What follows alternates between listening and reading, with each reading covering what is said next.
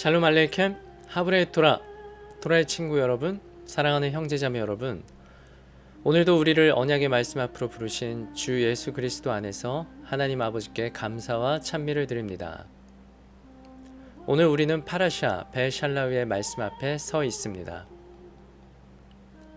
이스라엘이 마침내 이집트, 애굽을 떠났지만 그들의 앞에는 홍해가 막고 있고 뒤에서는 바로의 군대가 추격해오는 완전히 막다른 순간에서 이 이야기가 시작됩니다. 하나님께서는 그들을 가장 빠르고 편한 길이 아니라 믿음을 배우는 길로 인도하셨습니다. 왜냐하면 하나님께서는 단순히 이 백성을 이집트에서 꺼내는 것이 아니라 이집트의 두려움을 그들의 마음에서 꺼내는 것을 원하셨기 때문입니다. 우리는 모두 삶에서 이런 순간을 만납니다.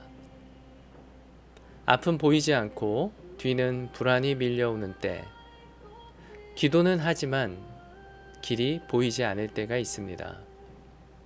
바로 그 자리에서 하나님께서는 말씀하십니다. 두려워하지 말고 가만히 서서 여호와께서 오늘 너희를 위하여 행하시는 구원을 보라. 베샬라흐는 단지 바다가 갈라진 기적의 이야기가 아닙니다. 두려움 속에 있던 백성이 바다를 건넌 후 노래하는 백성으로 바뀌는 이야기입니다. 하나님께서는 우리를 구원하실 뿐 아니라 광야에서도 먹이시고 물을 주시고 전쟁 속에서도 함께 싸우시는 분이십니다. 오늘 이 말씀을 통해 우리의 두려움이 믿음으로, 불평이 찬양으로, 막힌 길이 주 예수 그리스도의 길로 바뀌는 은혜가 우리 모두에게 있기를 소망합니다. 아멘. 아비누마이케이는 우리의 아버지 되시는 하나님, 사랑과 은혜가 풍성하신 아브라함과 이삭과 야곱의 하나님 주 예수 그리스도여, 오늘 우리를 파라샤 베샬라흐 말씀 앞으로 불러주심을 감사합니다. 광야의 하나님, 우리를 편한 길이 아니라 주님을 더 깊이 알게 되는 길로 인도하심을 감사합니다. 오늘 말씀을 통해 우리가 두려움이 아니라 주님의 임재를 보게 하시고 불평이 아니라 감사와 찬양을 선택하게 하시옵소서. 눈앞에 홍해보다 함께 하시는 하나님 아버지를 더 크게 보게 하시고 광야의 필요 속에서도 하늘의 공급을 신뢰하게 하시옵소서. 이 시간 우리의 마음을 열어 주님의 음성을 듣게 하시고 말씀이 삶이 되게 하시옵소서. 주 예수 그리스도의 이름으로 기도합니다. 아멘.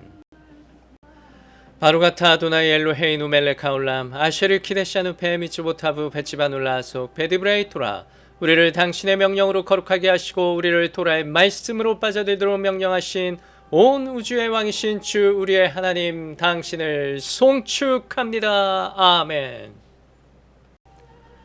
파라샤 베샬라흐, 그가 보낼 때 When he let go, 유대력으로 5786년 쉐바덜 13일, 양력으로는 2026년 1월 31일 토요일 16주차 파라샤 말씀입니다. 1월 마지막 파라샤 말씀이죠.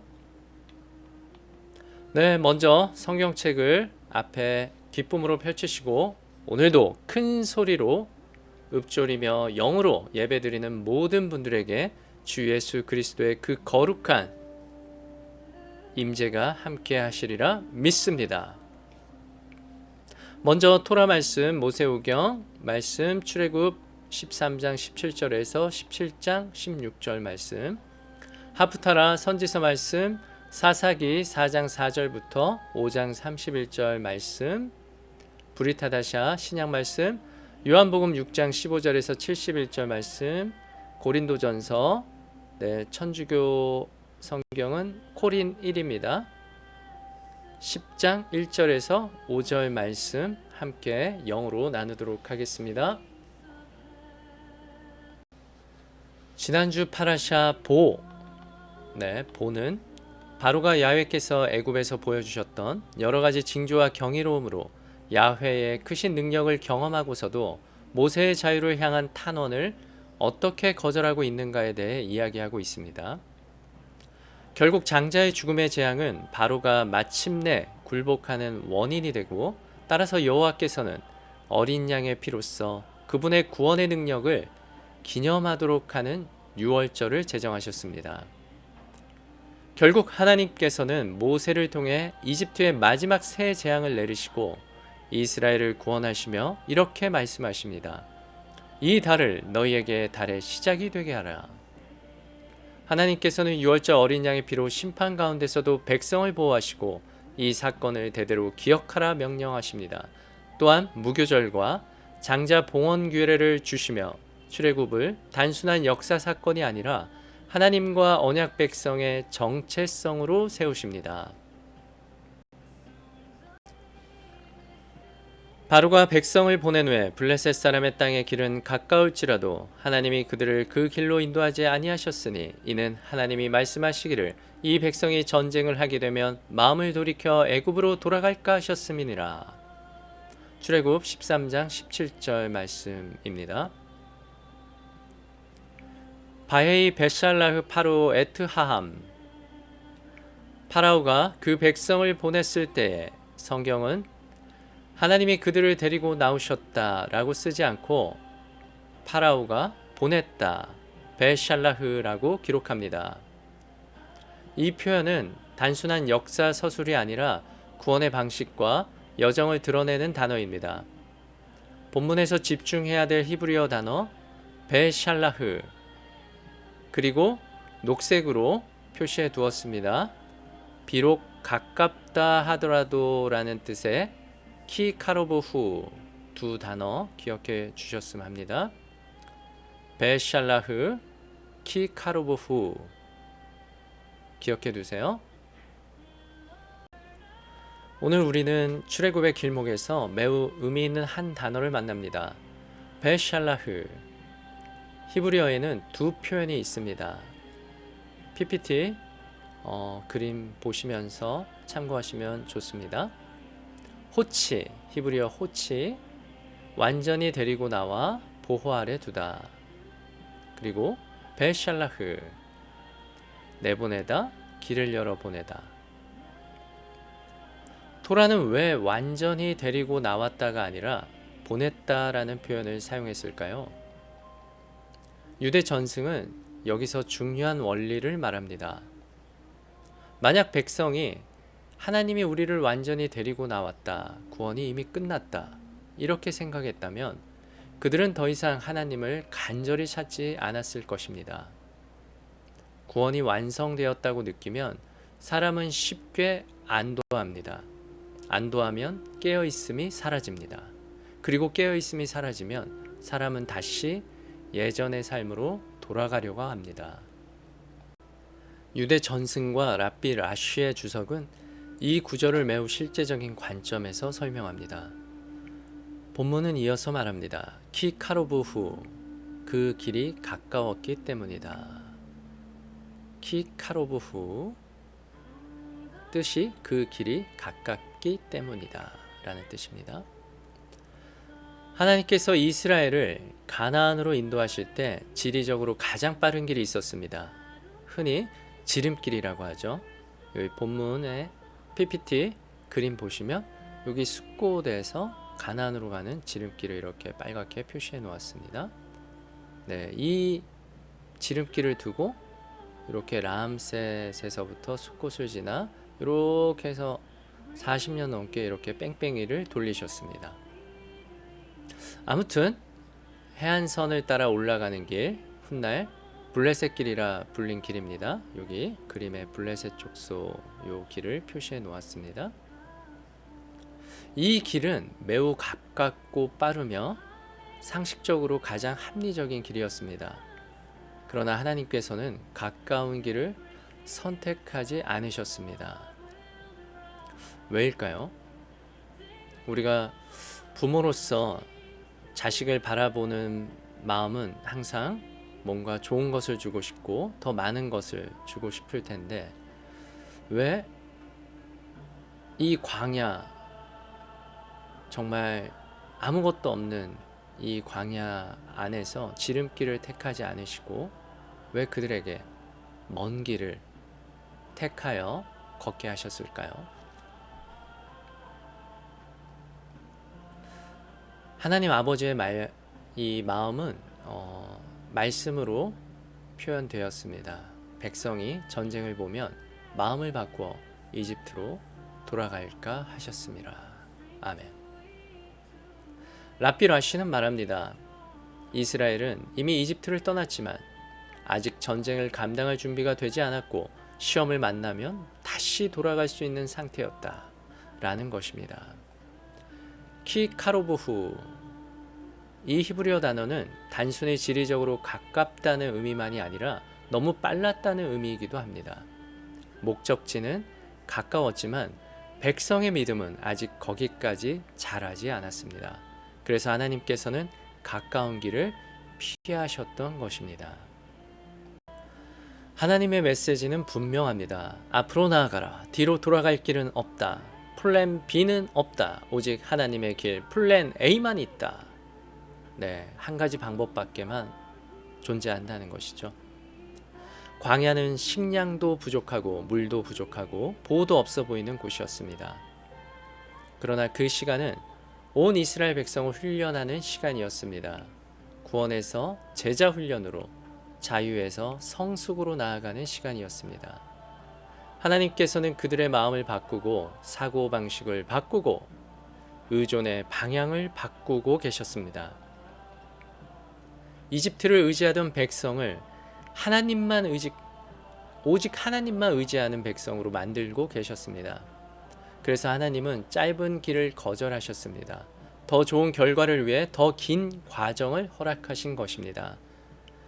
우리 삶에도 때로는 광야가 필요합니다. 때로는 부족함이 필요합니다. 때로는 오직 하나님만 바라보는 시간이 필요합니다.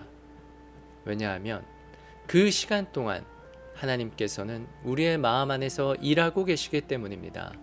로마서 8장 28절 성경은 말합니다. 우리가 알거니와 하나님을 사랑하는 자 곧 그의 뜻대로 부르심을 입은 자들에게는 모든 것이 합력하여 선을 이루느니라. 아멘. 광야에서의 어려움도 지연도 우회도 하나님의 계획 안에 있었습니다. 그러므로 기억하십시오. 가까운 길이 있다고 해서 그 길이 하나님의 길은 아닐 수 있습니다. 키카로브후, 가까웠지만 하나님은 더 깊은 길을 택하셨습니다. 그 길은 우리의 믿음을 지키기 위한 길이었고 우리의 마음을 변화시키기 위한 길이었고 우리를 완성으로 이끄는 길이었습니다. 그러므로 앞으로 나아가십시오. 뒤를 돌아보지 마십시오. 하나님께서는 당신을 가장 빠른 길이 아니라 가장 선한 길로 지금 이 순간도 인도하고 계십니다. 아멘.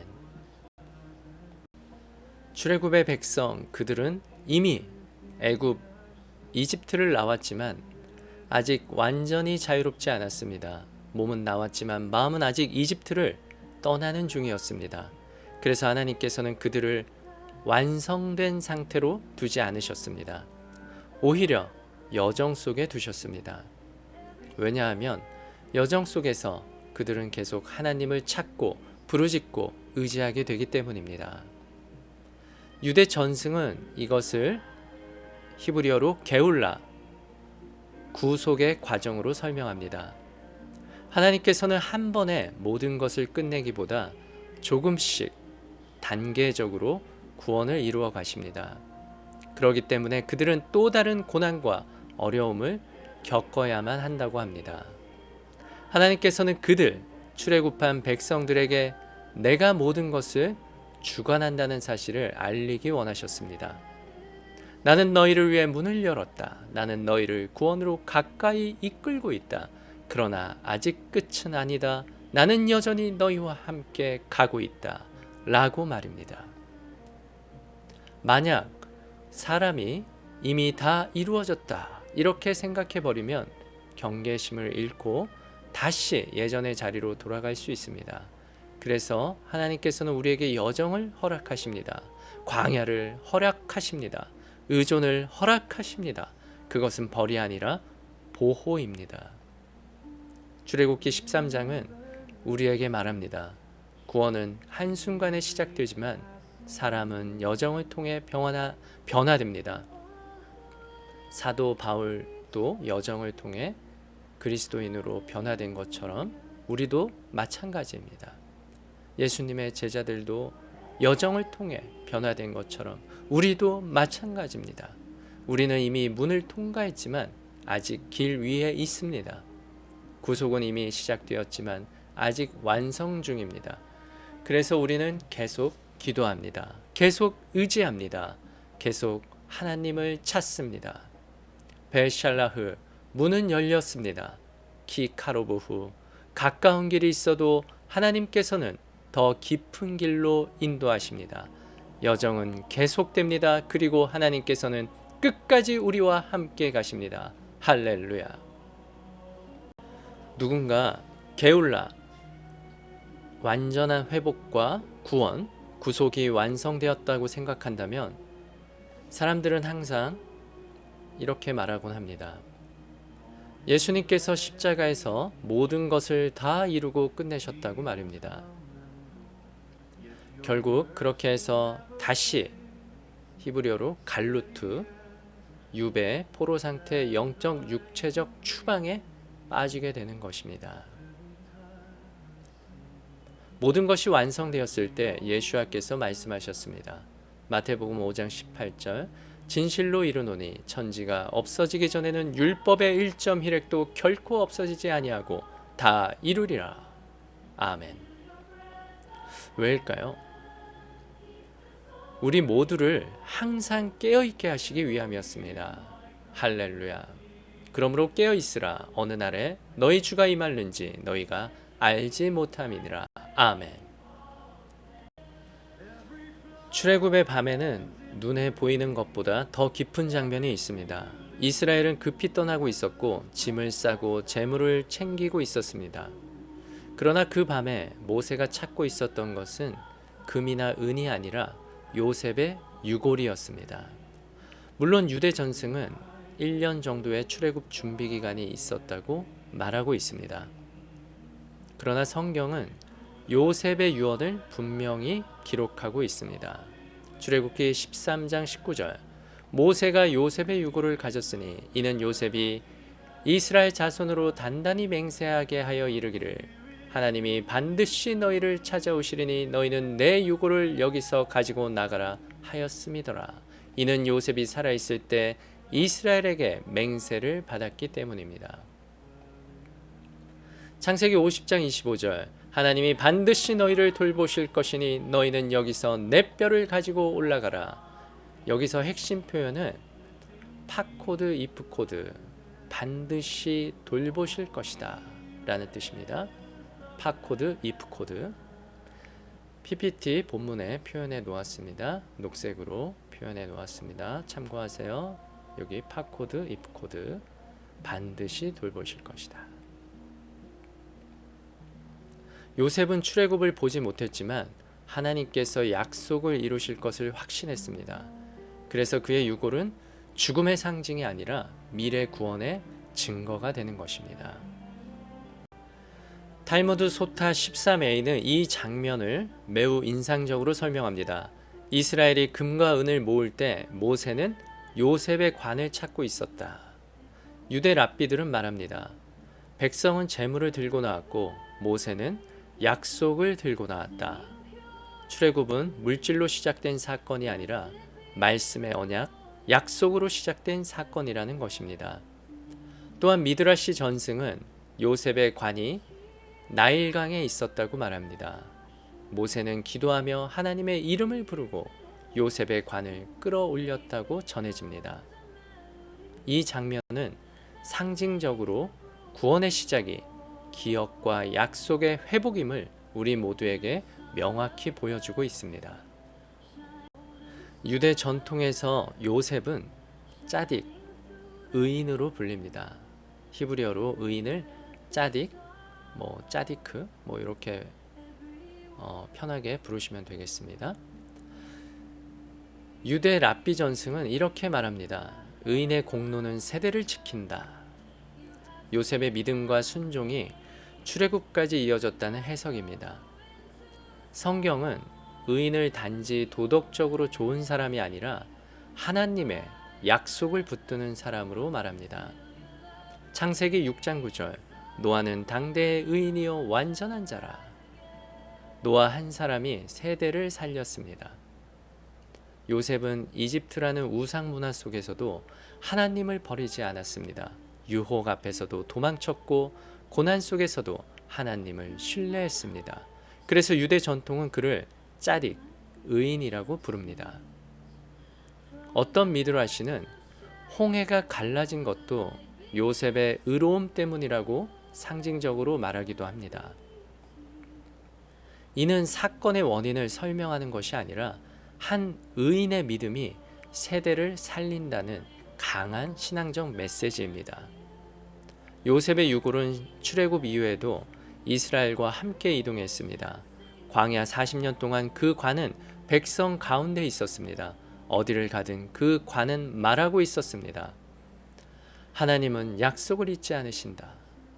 요셉은 이집트에서 죽었지만 그의 믿음은 이집트에 남지 않았습니다. 그의 믿음은 출애굽까지 이동했습니다. 출애굽은 단순한 탈출이 아니라 약속의 성취입니다. 이스라엘은 각자의 짐을 들고 나왔지만 요셉의 유골은 약속을 들고 나오는 행위였습니다. 한 사람의 믿음이 한 민족의 미래를 준비했습니다. 의인 노아는 세대를 살렸고 의인 요셉은 민족의 출애굽을 준비했고 의인 모세는 출애굽 백성을 인도했습니다.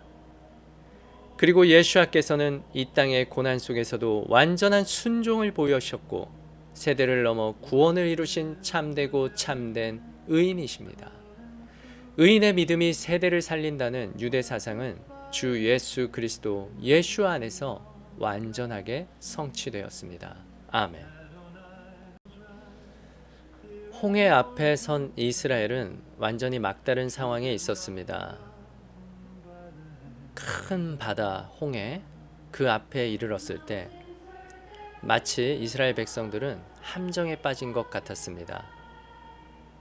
하나님께서 그들을 위해 놓으신 함정처럼 보였습니다. 그들은 바다에 이르러 멈췄고 도망칠 길이 없었습니다. 그리고 실제로 그들이 하기 시작한 것은 불평뿐이었습니다. 그러나 중요한 것은 하나님께서는 우리의 불평에 응답하지 않으십니다.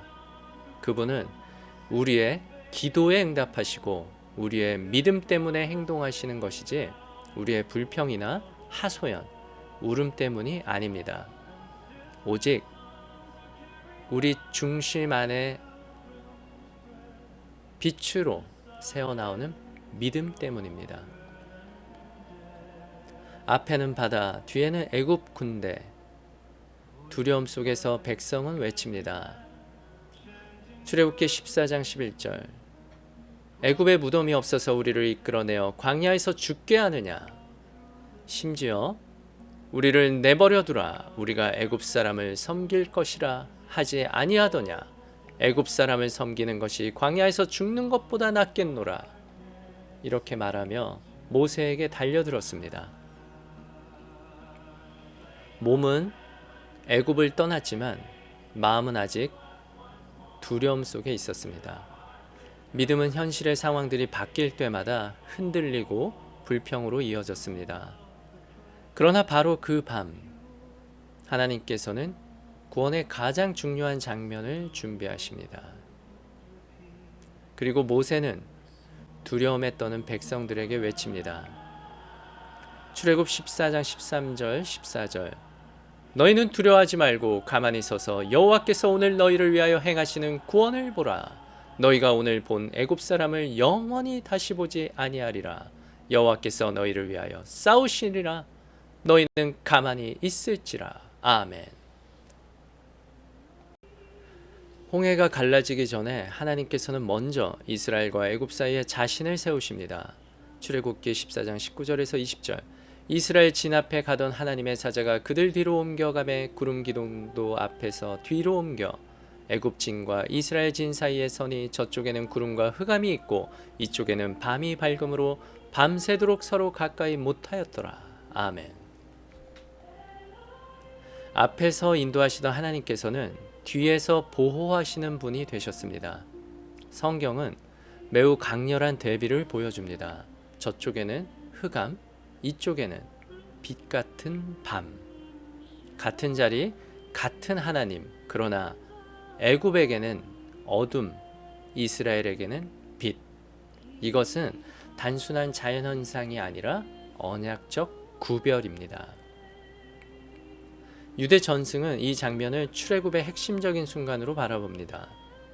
하나님께서는 이스라엘을 구원하시기 전에 먼저 구별하셨습니다. 애굽과 이스라엘 사이에 하나님 자신이 벽이 되셨습니다. 이것은 창세기의 첫 장면을 떠올리게 합니다. 창세기 1장 4절 하나님이 빛과 어둠을 나누사. 창조의 첫 행동하심은 구별이었습니다. 그리고 출애굽의 밤에도 하나님께서는 빛과 어둠을 나누십니다. 애굽과 이스라엘을 나누십니다. 그러므로 기억하십시오. 하나님께서는 우리와 문제 사이에 서 계십니다. 빛과 어둠을 나누시는 하나님은 오늘도 자기 백성을 구별하시고 보호하시고 구원의 길을 준비하십니다. 홍해의 밤은 끝이 아니라 구별된 백성이 구원을 보는 밤이었습니다. 아멘.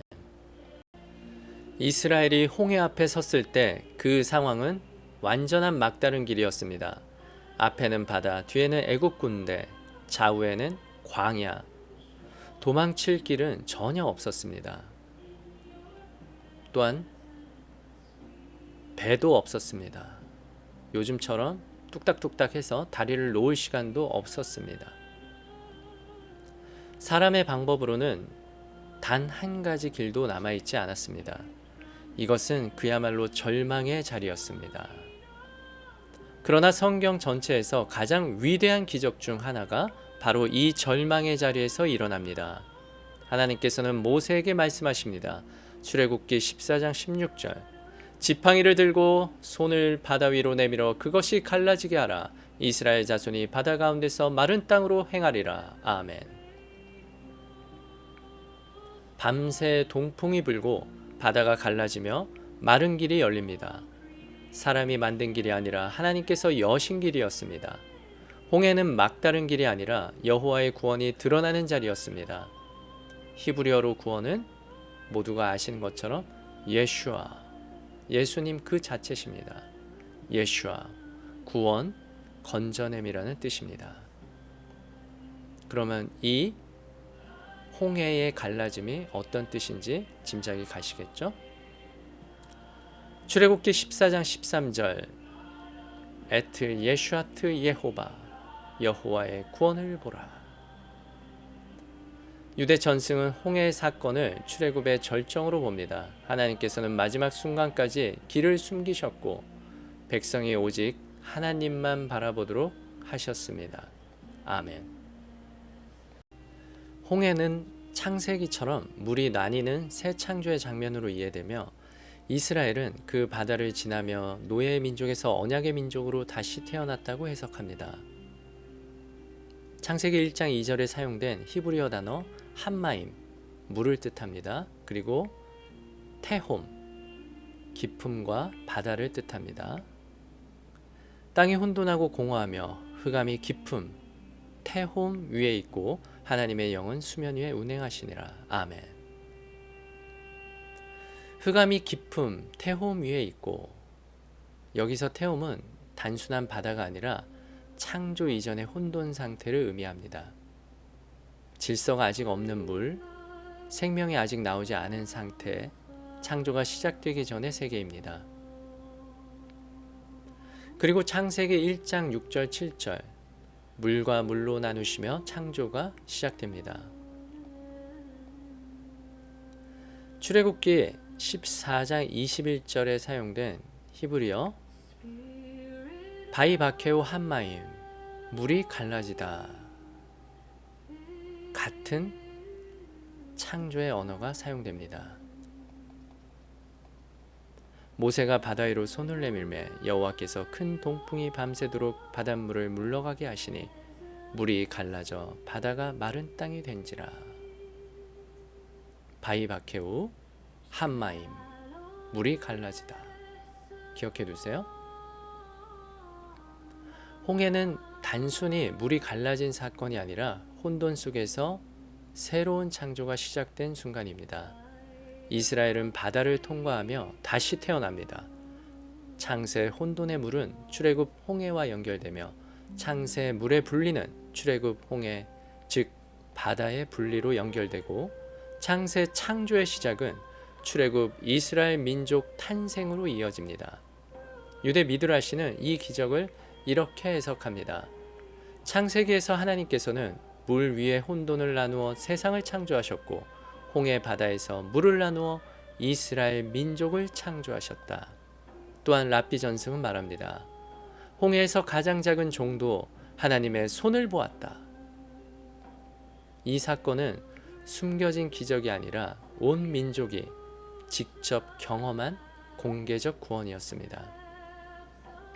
우리 삶에도 홍해와 같은 순간이 있습니다. 앞은 막혀 있고 뒤는 쫓기는 것 같으며 어디로도 갈 수 없는 순간들이 종종 우리 삶에 있죠. 그러나 성경은 길이 없을 때 하나님께서 길을 여신다 라고 우리 모두에게 위로하고 있습니다. 사람이 끝이라고 말하는 그 자리에서 하나님께서는 시작하십니다. 이스라엘은 탈출할 방법이 없었지만 하나님께서 함께 계셨습니다. 그리고 그분께서 길을 여셨습니다. 할렐루야.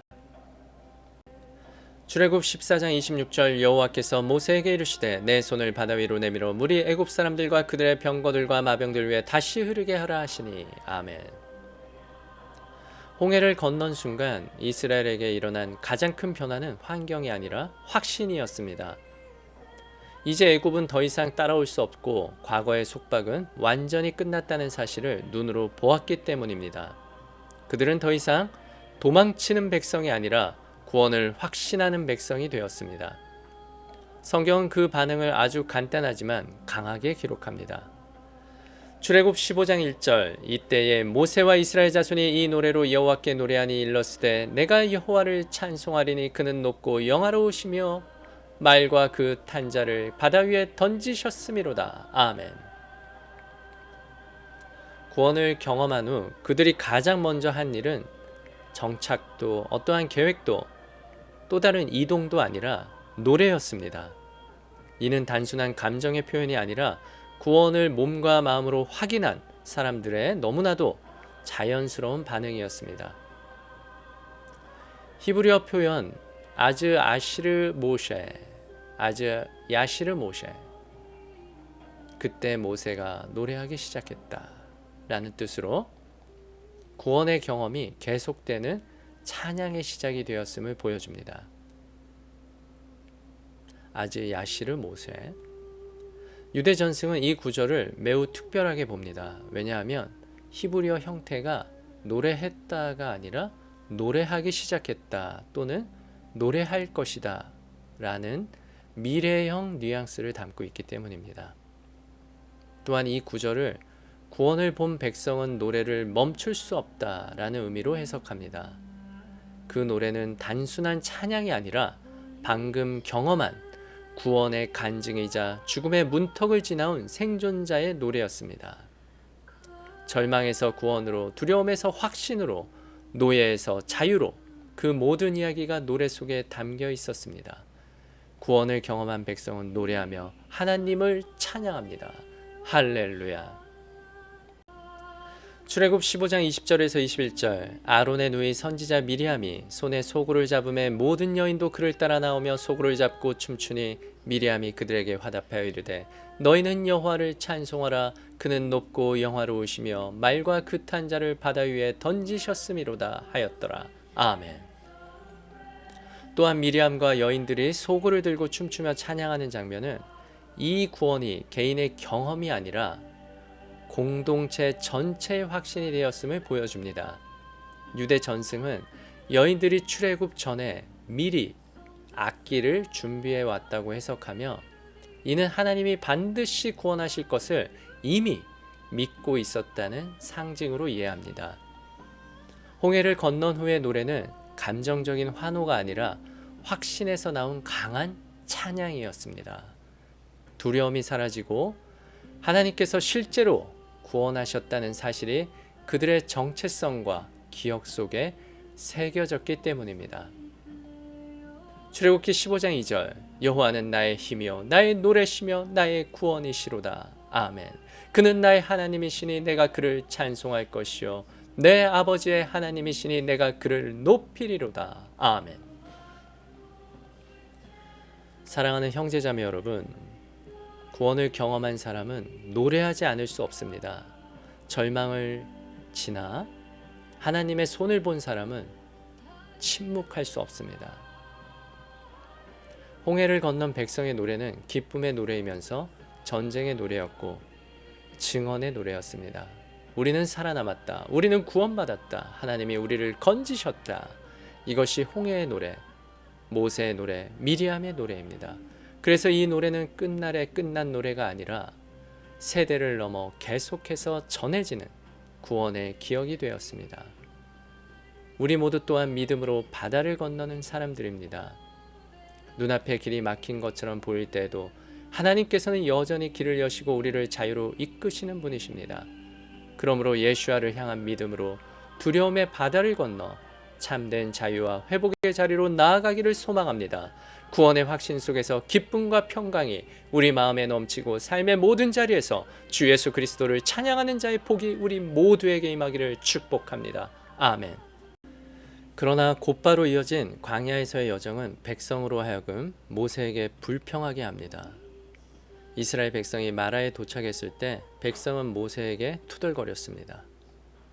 모세가 하나님께서 보여주신 한 나무를 물에 던졌을 때 물이 달게, 즉 마시기에 적합하게 되었는데 여호와께서 이러한 시험을 통해 이스라엘 백성이 하나님을 주 너희의 치료자, 히브리어로 아도나이 로페카, 예호와 로페카로서 확실하게 이해하고 있는가를 알아보고자 하셨습니다. 출애굽 15장 26절 이르시되 너희가 너희 하나님 나 여호와의 말을 들어 순종하고 내가 보기에 의를 행하며 내 계명의 귀를 기울이며 내 모든 규례를 지키면 내가 애굽 사람에게 내린 모든 질병 중 하나도 너희에게 내리지 아니하리니 나는 너희를 치료하는 여호와임이라. 아멘. 그 후에 이스라엘 백성들은 신광야로 들어갑니다. 그들은 먹을 것이 부족하게 되자 애굽에서 죽었더라면 좋았을 것이라고 원망합니다. 그러나 여호와께서는 출애굽 16장 4절 하늘에서 양식을 비같이 내리리니 히브리어로 레헴 빈 하샤마임 백성이 내 율법을 준행하나 아니하나 시험하시겠다고 선포하십니다. 저녁에는 고기를 주어 먹이시고 아침에는 하늘에서의 양식 만나 히브리어로 만이라고 합니다. 만나를 히브리어로 만이라고 합니다. 무엇이라는 뜻을 가지고 있습니다.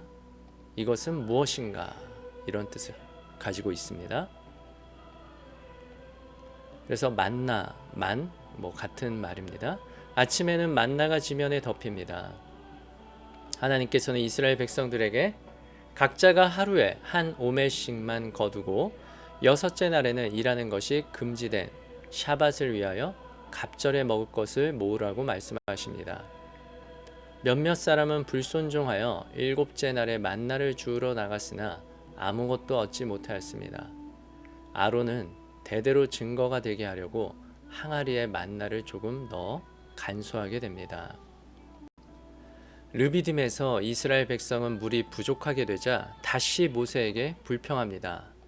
여호와께서 모세에게 명하셔서 호렙산 근처에 있는 반석을 지팡이로 치라고 하시니 물이 나오고 백성은 힘을 얻어 만족합니다. 이 기적의 사건이 일어났던 곳을 히브리어로 마사 우무리바라고 부릅니다. 시험하고 다투었다라는 뜻으로 이는 단순한 지명이 아니라 백성이 하나님을 시험하고 하나님과 다투었던 영적 상태를 보여주는 이름입니다. 그러나 동시에 그곳은 하나님께서 불평 속에서도 생명의 물을 주신 자리였습니다. 40년 후 가데스 지역에서 모세는 반석을 2번 치는데 민수기 20장 7절에서 11절 말씀에 기록된 내용입니다. 하나님은 모세에게 반석에게 말하라고 하셨지만 모세는 분노 가운데 반석을 2번 칩니다. 이것은 하나님의 거룩하심을 온전히 드러내지 못한 사건으로 진정한 반석이신 마시아의 예슈아의 명예를 손상시키는 죄이며 그로 하여금 약속의 땅으로 들어가지 못하는 대가를 치르게 됩니다. 파라샤 베샬라우와 연결된 브릿하다샤 신약 말씀으로 고린도전서 10장 1절에서 5절 형제들아 나는 너희가 알지 못하기를 원하지 아니하노니 우리 조상들이 다 구름 아래에 있고 바다 가운데로 지나며 모세에게 속하여 다 구름과 바다에서 세례를 받고 다 같은 신령한 음식을 먹으며 다 같은 신령한 음료를 마셨으니 이는 그들을 따르는 신령한 반석으로부터 마셨음에 그 반석은 곧 그리스도시라. 아멘. 그러나 그들의 다수를 하나님이 기뻐하지 아니하셨으므로 그들이 광야에서 멸망을 받았느니라. 주 예수 그리스도 그분은 광야에서 생수를 주시는 분이시며 메마른 자리에서 생명을 흐르게 하시는 참된 반석이십니다. 아멘. 출애굽 이후 광야 여정 속에서 이스라엘은 곧바로 아말렉과의 전투를 맞이합니다. 아말렉은 유욕의 사람 또는 비굴한 성격의 전형이란 뜻을 가지고 있습니다. 유대 전통에서 아말렉은 단순한 민족을 넘어 하나님의 백성을 제거하려는 지속적인 악의 상징으로 이해됩니다. 이 전투의 중심에는 무기가 아니라 모세의 손이 있었습니다. 출애굽기 17장 11절 모세가 손을 들면 이스라엘이 이기고 손을 내리면 아말렉이 이기더라. 전투의 승패는 전장에서보다 하나님을 향한 손에 달려 있었습니다. 모세가 지치자 아론과 훌이 양쪽에서 손을 붙들어 줍니다. 그리고 성경은 매우 독특한 표현을 사용합니다. 출애굽기 17장 12절 모세의 팔이 피곤함에 그들이 돌을 가져다가 모세의 아래에 놓아 그가 그 위에 앉게 하고 아론과 훌이 한 사람은 이쪽에서 한 사람은 저쪽에서 모세의 손을 붙들어 올렸더니 그 손이 해가 지도록 내려오지 아니한지라. 여기서 바예이 야다부 에무나 아드부 하샤메시 그의 손이 해 질 때까지 에무나 곧 믿음이 되었다. 네, 본문 히브리어 참고하세요. 여기 정확하게 바예이 야다부 에무나 아드부 하샤메시 이렇게 표시해 놨습니다. 기록해 놓았습니다. 여기서 핵심은 손이 단순히 올라가 있었던 것이 아니라 손 자체가 믿음이 되었다는 표현입니다.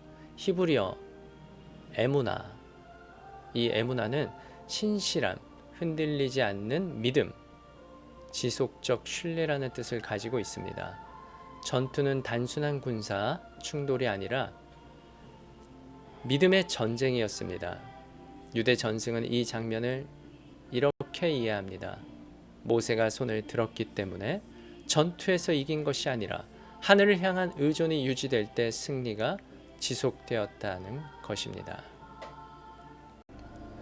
모세 혼자서 전투를 이끈 것이 아니라 아론과 훌이 곁에서 함께 손을 붙듭니다.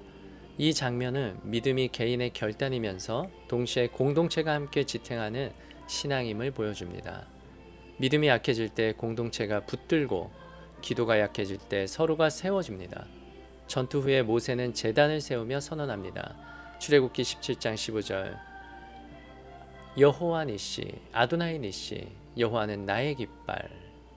기본 어근은 히브리어 네스라고 합니다. 깃발, 표징, 기적을 뜻하며 즉 하나님은 전쟁에서 도움을 주는 분을 넘어 백성 위에 세워진 승리의 표징이라는 의미입니다. 이스라엘이 승리한 이유는 힘이 아니라 하나님을 향해 들린 믿음의 손이었습니다.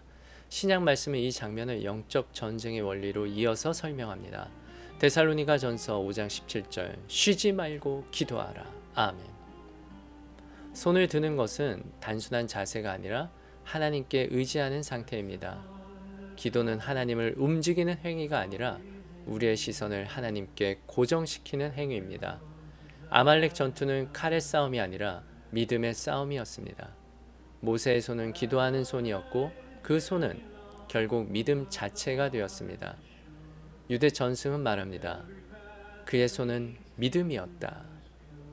손이 내려가면 두려움이 올라오고 손이 올라가면 하나님을 향한 신뢰가 유지됩니다.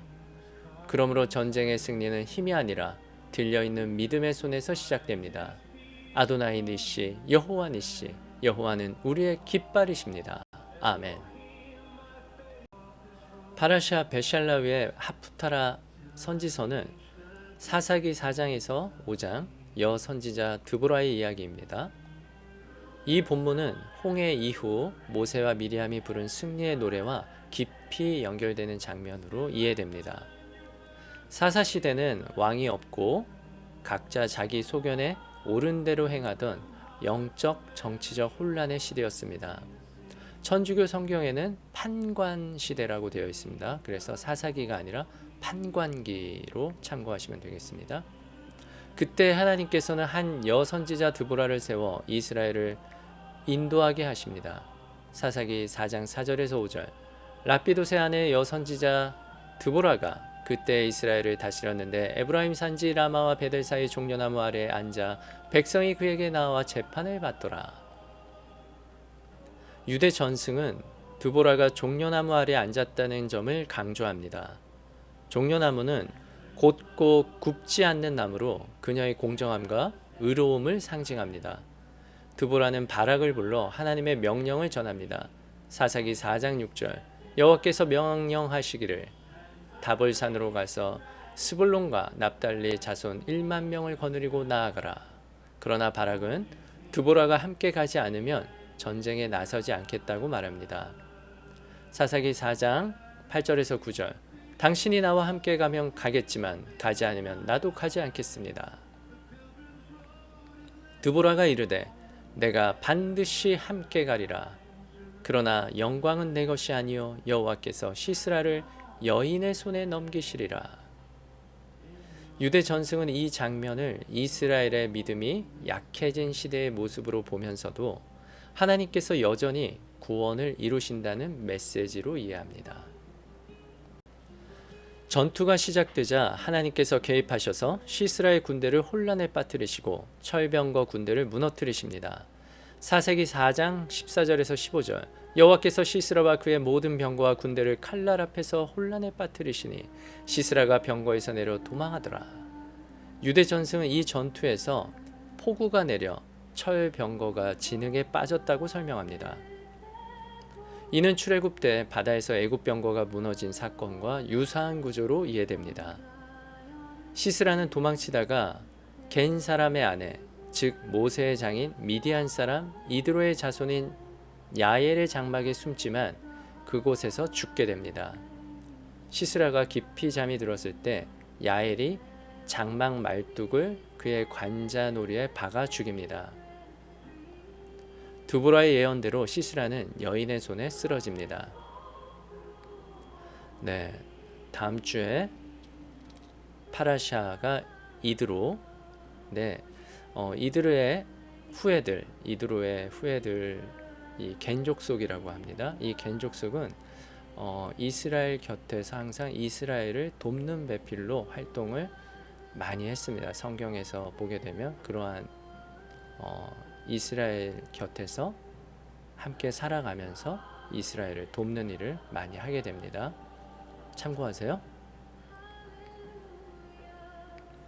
전쟁이 끝난 후 드보라와 바락은 하나님께 승리의 노래를 부릅니다. 이 노래는 홍해 이후 모세와 미리암이 부른 노래와 같은 구조입니다. 하나님께서 싸우셨고 하나님께서 구원하셨고 백성은 노래로 응답했습니다. 구원은 인간의 힘이 아니라 하나님의 개입으로 이루어지고 구원을 경험한 백성은 반드시 노래하게 됩니다. 홍해에서처럼 사사시대에도 하나님은 자기 백성을 잊지 않으시고 역사 속에서 다시 구원하십니다. 그리고 그 구원은 항상 찬양과 증언의 노래로 이어집니다. 드보라의 승리 이후 이스라엘은 평안을 누립니다. 사사기 5장 31절. 그 땅이 40년 동안 평온하였더라. 아멘. 유대 전승은 드보라 시대를 토라의 가치가 회복된 시기로 부릅니다. 할렐루야. 이번 한 주는 저에게 있어 굉장히 뜻깊은 한 주였습니다. 예시바 슈브 홍콩과 중국이 오픈됐는데 네, 처음 오픈한 거죠. 저도 그 자리에서 아하바트 안미 인터내셔널 대표이자 예시바 슈브의 총장이신 라피 이작 샤피라님과 함께 홍콩과 중국의 그리스도 공동체 분들과 하나 되어 은혜 가득한 시간을 보내었습니다. 어쨌든 나라마다 체제가 다 틀린데 체제의 여러 가지 좋지 않은 상황 속에서도 그리스도를 놓지 않고 진정한 목자를 갈망하는 그들의 목마름과 그리스도를 향한 중심을 그들에게서 보았습니다. 또한 그들의 강력한 의지와 참 믿음을 보면서 제가 속한 이 자유함에 다시 한번 감사와 찬미를 드렸습니다. 그리고 그곳에서 손을 높이 들고 기도를 드렸습니다. 제가 이러한 활동을 할 수 있도록 기도해 주시고 지원해 주신 모든 분들께 감사드립니다. 그리고 이번 주 파라샤 베샬라위에 맞춰 진정한 광야로 이끌어 주신 주 예수 그리스도께 감사와 찬미를 드립니다. 성령의 축복 담긴 사진과 영상을 정말 많이 공유하고 싶지만 공유할 수 없음에 안타까움이 있습니다만 함께 자리한 중국 리더분과 라피 이작 샤피라님의 메시지 영상으로 공유합니다. 보이칼라를 시청하고 계신 모든 분들께 샤밧 샬롬을 전합니다. 이번 주말에 카발라 샤밧과 샤밧 베샬라흐는 홍콩에서 진행됩니다. 제가 이렇게 말하게 될 줄은 정말 상상도 못했지만 홍콩에서 여러분께 인사드립니다. 프랑스어, 포르투갈어, 독일어, 한국어로 시청하시는 분들, 여러분은 바로 가까이에 계십니다. 그리고 스페인에 계신 분들도 마찬가지입니다. 우리는 축복받았습니다. 이 자리에 함께 축복입니다. 샤밧 샬롬. 샤밧 샬롬. 데이빗, 홍콩에 있다는 게 어떤 기분인가요? 하나님의 역사적인 움직임의 일부가 되었다는 걸 알면서요. 이것은 저에게 정말이지 너무나도 큰 영광스러운 일입니다. 이것은 오직 꿈에서나 가능할 법한 일인데 이렇게 세계의 마지막 대륙에까지 직접 와서 슈브의 메시지를 전할 수 있다는 것이 참으로 감격스럽습니다. 그리고 이곳에 많은 사람들께서 정말 하나님의 말씀에 대하여 얼마나 간절하게 갈급해하고 계시는지를 보며 매 순간 깊이 놀라고 있습니다. 이제 에리시에와 우리는 중국을 관통하던 실크로드에 대해 많이 이야기했죠. 네. 지금 일어나고 있는 시온으로의 이 움직임이 갖는 예언적 의미에 대해 사람들에게 이야기해 주세요. 그리고 왜 지금 이 일이 중국에서 일어나고 있다는 것이 예언적인 의미가 있나요? 이것은 마치 다윗의 마지막 대륙을 우리가 정복하려는 것과 같으니까요. 그리고 중국은 수년 동안 기다려왔습니다. 그들은 수년 동안 메시아닉 랍비를 그들을 가르치고 이끌어줄 분을 갈망하며 울부짖어 왔습니다. 영적인 대로는 어느 쪽 방향으로 가야 합니까? 그것은 어떤 모습인가요? 유대화로 가야 할까요? 아니면 이방인으로 남아야 할까요? 어느 길로 가야 합니까? 그래서 우리가 그들에게 로마서 11장 책을 전해줄 때 바로 그때 그들의 눈이 열립니다. 그 책 장면에 출간된 거 기억나죠? 그렇죠? 이제 겨우 7월인데 오늘 우리가 이미 여기 와 있고 수백 명의 사람들이 우리를 기다리며 이야기를 들으려고 하고 있습니다. 정말 놀라운 일이 현장에서 일이 매우 빠르게 진행되고 있습니다. 중국 문화에서 진리 안에 있고 바른 길에 있으며 진정한 길을 걷는 것이 얼마나 중요합니까? 사람들이 질문하는 방식만 봐도 이것이 그들에게 매우 중요하다는 것을 알 수 있었습니다. 네, 중국은 아주 특별한 형태의 통치 아래에 있기 때문에 그들에게 전해진 메시지들로 인해 실제로 혼란을 느끼고 있습니다. 하지만 중국인들은 믿음을 가지고 있고 강인하며 행복하고 그 땅을 즐기고 있다는 것을 볼 수 있습니다. 그럼 이게 어떻게 이스라엘과 재연결될까요? 그들이 다음 단계로 어디로 갈까요? 그것이 랍비님께서 도와줄 핵심 질문입니다. 네, 물론 우리 모두가 그 질문에 답해야 합니다. 그리고 데이비드 같은 맥락에서 지금 이방인의 충만함의 때인가요? 지금인가요? 중국에서 보이는 건가요? 다가오고 있습니다. 여기 사람들은 정말로 갈급해하고 있습니다. 하셈의 진리 말씀에 대해 이토록 갈망하는 이들을 본 적 없어요. 기독교의 예수와 유대인의 예수와를 구분하려는 것이 이들이 모두 매우 알고 싶어하는 부분입니다. 그들이 다가와서 이런 질문을 하고 당신이 대답할 때 그들의 눈에서 겸손함을 볼 수 있다는 것은 이 사람들이 진정한 진리를 얼마나 갈망하는지 보여줍니다. 예수아가 누구인지 진정으로 알기 위해 기초인 하에소드로 돌아가려는 것입니다. 같은 맥락에서 그들도 이제 깨어나기 시작했습니다. 또한 토라로도 아시다시피요. 네, 저는 지난 3년 동안 무료로 히브리어를 가르쳐 왔고 계속해서 사람들이 늘어나고 있습니다. 그리고 오늘날 우리는 영어를 못하지만 히브리어를 구사하는 중국인들도 있습니다. 그들은 매일 아침 5시에 일어나 테일림 시를 암송합니다. 중국과 이스라엘을 위한 파수꾼으로서 말이죠. 그리고 이것이 우리에게 아주 좋은 전환점이 됩니다. 여러분 모두가 오늘 위대한 파수꾼으로 부름받았습니다. 예루살렘 성벽 위 밤낮으로 세워진 파수꾼처럼 우리 모두는 파수꾼입니다. 그리고 이것이 바로 부르심이며 저는 여기서 하나님의 위대한 움직임이 실질적으로 탄생하고 있음을 봅니다. 네, 그리고 여러분 지원해 주시는 분들께도 감사드립니다. 특별히 이 일이 중국에서 일어나도록 간절히 기도해 주신 한국의 형제자매 여러분께도 특별한 감사를 전하고 싶습니다. 정말로 축복받았다고 느낍니다. 우리 이웃들이 알다시피 비록 나라들 사이에 긴장이 있더라도 하나님의 백성은 하나님의 백성입니다. 그리고 우리는 항상 그것을 기억해야 합니다. 이 동맹, 하나님의 백성의 이 동맹이 바로 여기서 이루어지고 있습니다. 정확히 그렇습니다. 그리고 이번 샤바세는 몽골, 한국, 중국 본토, 홍콩에서 온 사람들이 이곳에 함께할 예정이고 또 어디에서 올지 누가 알겠습니까? 저도 전혀 모릅니다. 하지만 한 가지는 분명히 알고 있습니다. 몸이 하나가 되어가고 있습니다. 그리고 이것이야말로 정말로 중요한 연합의 메시지입니다. 아멘. 자, 그 이야기가 나왔으니 이제 우리가 샤밧에 들어갈 시간입니다. 데빗, 이번 카발라 샤밧 내내 우리와 함께 해주실 거죠. 함께하게 되어 정말 기쁩니다. 이리셰바, 중국의 남은 자들이 일어나는 모습을 보는 것이 정말 멋진 일이라고 생각합니다. 지금이야말로 그들의 진정한 때이고 이 일은 전 세계 곳곳에서 실제로 일어나고 있습니다. 우리는 이 위대한 각성의 한가운데에 있습니다. 네, 중국에 있는 중국인들뿐만 아니라 전 세계에 있는 중국인들도 마찬가지입니다. 그들 역시 이 운동에 깨어나 우리와 함께 이 운동에 동참하고 있습니다. 그리고 여러분이 서구 세계에 있다면 항상 중국에 대해 이런저런 부정적인 이야기를 듣게 됩니다. 제가 한 가지 말씀드릴게요. 살아계신 하나님의 영은 결국 살아계신 하나님의 영입니다. 그리고 우리는 지금 이때의 모든 사람들과 정말 모든 이들과 영에 따라 하나가 되도록 부름받았습니다. 그리고 전 세계에서 함께 연합하고 있는 여러분 모두에게 정말 감사드립니다. 우리는 하나님의 이 위대함의 일부입니다. 모두에게 감사드립니다. 샤밧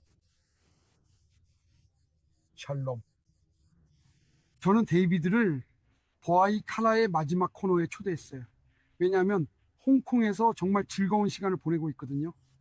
그런데 홍콩에서의 시간은 어땠나요?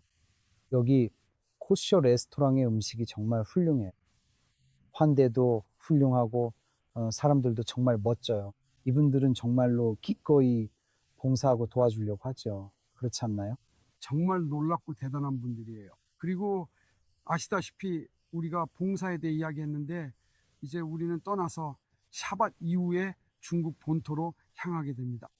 이 모든 것을 위해 여러분의 후원, 재정적 지원, 그리고 기도가 정말로 중요합니다. 이 모든 것을 위해 앞으로의 날들을 위해 정말 많은 기도가 필요합니다. 왜냐하면 결국 우리는 영적으로 그리 쉽지 않은 곳에 있지만 정말 멋진 사람들과 함께 있기 때문입니다. 우리 주변에는 그런 사람들이 있고 이게 마치 이스라엘 자손들이 고센 땅에 있는 것과 비슷하죠. 그들은 이집트라는 힘든 곳에 있지만 고센 안에 있으면서 정신을 지키고 있었어요. 그래서 이 부분에 대해 여쭤보고 싶어요. 우리가 밖으로 나갈 때 어떻게 우리의 정신을 지킬 수 있을까요? 여기에는 한 가지 측면이 있습니다. 이번 주 파라샤에서 우리가 샤bat 시라의 시라 타얌을 읽을 때 우리는 바다의 노래를 부르게 됩니다. 왜 노래를 부르는 것? 특히 이 노래를 부르는 것이 당신의 겸손한 의견으로는 구원의 과정에서 이 시점에 왜 그렇게 중요했을까요? 간단히 말해서 노래는 치유를 가져다 줍니다. 우리는 시드니에 본다 이 학살 이후 공동체로서 이것을 경험했습니다. 그래서 당신이 분리에 대해 이야기하셨죠. 우리는 어떻게 불안과 극한 상황으로부터 우리 자신을 분리할 수 있을까요? 이스라엘 백성들이 누에이바 해변의 넓은 동쪽 해안을 향해서 천천히 나아가고 있는 모습을 자세히 확인해 볼 수 있습니다. 거기 미츠라임에서 하승께서 불과 연기의 기둥으로 미츠라임 사람들이 와디를 따라 내려오는 길을 막으시고 분리를 유지하셨습니다. 그리고 이것이 사람들을 진정시켰습니다. 왜냐하면 파라오의 군대가 그들에게 도달할 수 없다는 것을 알게 되었고 그것이 그들에게 평안과 샬롬의 감각을 주었습니다. 그리고 보세요. 그들은 실제로 요셉의 유고를 가져오고 있습니다. 이것은 매우 물리적인 일입니다. 사람들은 영적인 도움뿐만 아니라 물리적인 도움이 필요했습니다. 네, 맞아요. 이번 주 군인의 유해 귀환을 보며 사람들은 그는 이미 죽었잖아 라 말했습니다. 그게 요점이 아닙니다. 그것은 본질이고 물리적인 무언가입니다. 믿는 자들은 얼마나 지금 하나님께 물리적인 무언가를 필요로 할까요?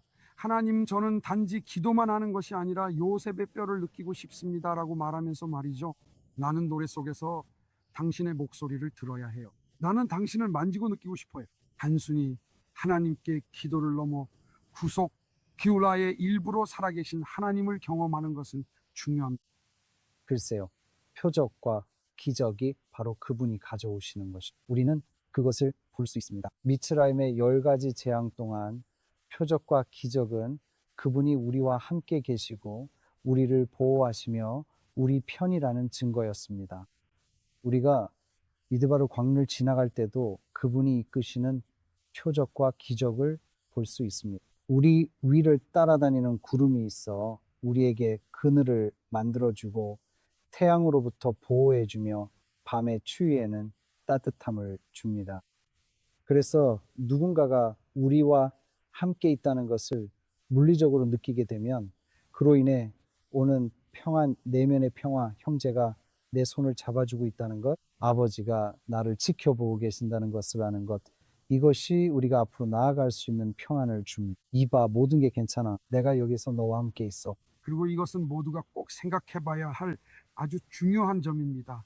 하나님은 실제로 존재하십니다. 그분은 말씀하십니다. 그분은 하늘 위에 계신 것도 바다 너머에 계신 것도 아니라고요. 신명기 30장은 그분이 곁에 계심을 말하며 모세의 노래가 울려 퍼집니다. 예를 들어 우리가 하나님을 날아오르는 독수리의 비유에서 이야기할 때 하나님이 우리 가까이 계시고 내려오신다는 것은 사람들에게 하나님께서 결코 우리를 버리지 않으신다는 것을 상기시키기 위함입니다. 저는요, 저에게 정말 뜻밖의 순간이 본다이에서 찾아왔어요. 우리가 공동체로서 함께 그 노래들을 부르기 시작했을 때였죠. 그리고 그 순간에는 아무런 상관이 없었어요. 제가 메시아닉인데 정통 랍비가 제 어깨에 팔을 두르고 함께 노래를 불렀어요. 우리는 하나였으니까요. 그리고 그 치유의 경험, 우리가 이 놀라운 하나님의 일부라는 것을 아는 것, 노래를 통해 바로 그것이 에무나 믿음을 가져다주고 그 에무나가 우리가 그분이 계시다는 것을 알게 해주는 비타운 신뢰를 주는 거예요. 당신은 그곳에서 노래를 부를 때에 루아흐 하코데시 성령을 느꼈군요. 그 전에 며칠 동안 노래 부르기 전 본다 이 학살이 일어났을 때에 우리는 그저 충격에 휩싸여 침묵하고 있었죠. 하지만 노래가 시작되자 우리는 영을 느꼈고 그분이 거기 계시다는 걸 느꼈어요. 우리는 그 동지애를 느꼈고 무엇보다도 아흐두 단결을 느꼈어요. 바로 그것이 우리에게 그 힘과 용기를 주었습니다. 여러분이 이곳 중국에 있는 아후두 땅교를 느끼셨으면 합니다. 공산주의 국가가 두렵지 않냐는 질문에 제 답은 아니오입니다. 저를 지탱하고 이 일을 지켜줄 많은 이들이 함께하기 때문입니다. 이것이 바로 우리가 남은 자렘란트에 대해 이해해야 할 핵심입니다. 여러분이 남은 자의 종말론적 상태에 있을 때 남은 자들은 결코 한 사람도 쓰러지게 내버려 두지 않습니다. 정말 감사하게도 지금 한국 분들이 중국을 방문하고 세계 곳곳에서 중보기도 중입니다. 또한 지금 우리를 지켜보는 분들도 계십니다. 여러분은 기도해 오셨고 그 일에 째다가 자선까지 하셨습니다. 그리고 그것은 매우 중요한 일입니다. 우리는 함께 그 노래를 부르고 있습니다. 내일 아침에는 모세의 노래에 대해 말씀드릴 예정입니다. 당신 또한 샤밧 아침에 말씀을 전하게 될 것입니다. 그래서 저는 이 모든 것들이 정말 기대됩니다. 이 마지막 때에 이 위대한 연합 위에 함께 세워나갑시다. 이번 샤밧을 위한 정말 멋진 말씀입니다. 어떤 일이 있어도 샤밧 아침을 놓치지 마세요. 여러분 모두에게 샤밧 샬롬을 기원합니다. 데이비드, 당신에게도 샤밧 샬롬. 네, 오늘도 말씀 기도로 마침 기도하도록 하겠습니다. 손을 높이 들고 큰 소리로 읊조리며 기도하셔도 좋고, 사랑하는 가족들과 손을 꼭 붙잡고 기도하셔도 좋습니다. 눈을 지그시 감고 하늘나라를 상상하며 편안히 앉아서 기도하셔도 좋고, 가까운 이웃을 위하여 또한 치유와 위안이 필요한 분들을 위하여 기도하셔도 좋습니다. 오늘도 특별히 이스라엘을 위하여 기도하도록 하겠습니다. 또 특별히 주 예수 그리스도의 나라를 위하여 목자로 사명을 감당하는 모든 분들을 위하여 기도하도록 하겠습니다.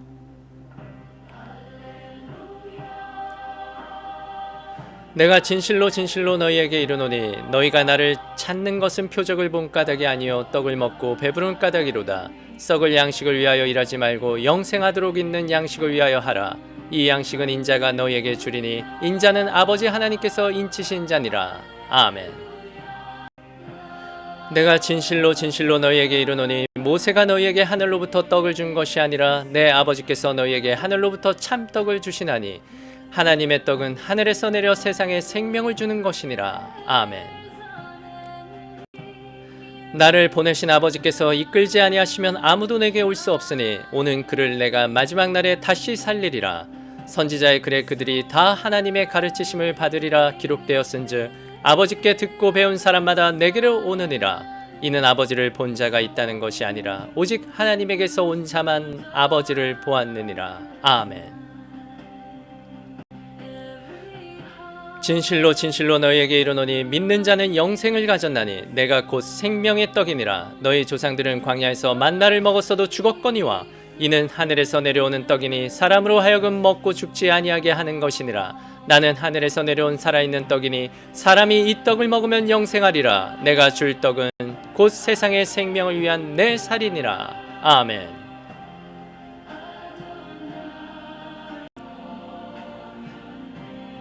진실로 너희에게 이르노니 인자의 살을 먹지 아니하고 인자의 피를 마시지 아니하면 너희 속에 생명이 없느니라. 내 살을 먹고 내 피를 마시는 자는 영생을 가졌고 마지막 날에 내가 그를 다시 살리리니 내 살은 참된 양식이요 내 피는 참된 음료로다.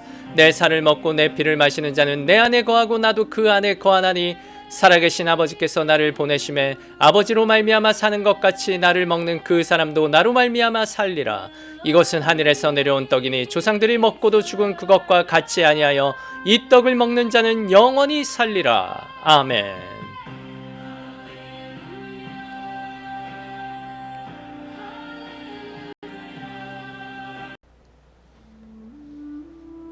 사랑하는 형제자매 여러분, 오늘 우리가 함께 지나온 이 말씀의 길을 기억하십시오. 하나님께서는 바다를 가르시는 분이실 뿐 아니라 광야에서도 전쟁 가운데서도 그리고 우리의 가장 연약한 순간 속에서도 여전히 일하고 계신 분이십니다. 때론 우리는 앞에는 바다, 뒤에는 적, 옆에는 아무 길도 없는 세상의 순간을 만납니다. 그러나 바로 그 자리에서 하나님께서는 길을 만드십니다. 바다가 갈라질 때만 기적이 아닙니다. 손이 들려 있을 때, 서로의 손을 붙들어 줄 때, 광야에서 하루분의 만나를 받을 때, 그 모든 순간이 하나님의 구원 이야기입니다. 모세의 손이 내려갈 때 아론과 훌이 그 손을 붙들었습니다. 믿음은 혼자의 싸움이 아니라 함께 세워가는 여정이기 때문입니다. 오늘도 우리 가운데 누군가의 손이 무거워져 있다면 우리는 서로의 손을 붙드는 공동체가 되어야 합니다. 하나님께서는 여전히 우리의 깃발이시며 우리의 치료자이시고 우리의 공급자이십니다. 광야는 끝이 아니라 하나님을 더 깊이 배우는 자리입니다. 전쟁은 멸망의 자리가 아니라 하나님의 손을 보는 자리입니다. 그러므로 손을 내리지 마십시오. 기도를 멈추지 마십시오. 믿음을 놓지 마십시오. 해가 질 때까지 손이 애무나 믿음이 되게 하십시오. 그리고 기억하십시오. 우리를 여기까지 인도하신 하나님은 끝까지 우리를 인도하실 것입니다. 바다가 열릴 때까지, 승리가 올 때까지, 약속이 완성될 때까지 주님은 우리와 함께 하십니다. 그러므로 오늘 우리의 삶으로 선포합시다. 주님은 우리의 깃발이십니다. 주님은 우리의 반석이십니다. 주님은 우리의 구원이십니다. 그리고 우리는 끝까지 그분을 따라갈 것입니다. 아멘. 바루카바 베셈 아도나이, 주님의 이름으로 오시는 이여 찬미 받으소서. 그리고 하나님이 그 빛을 보시니 좋았더라. 그리고 하나님이 그 빛과 그 어둠 사이를 나누셨다. 샤ባት 샬롬, 샤ባት 샬롬. 주님 영광 받으소서. 할렐루야.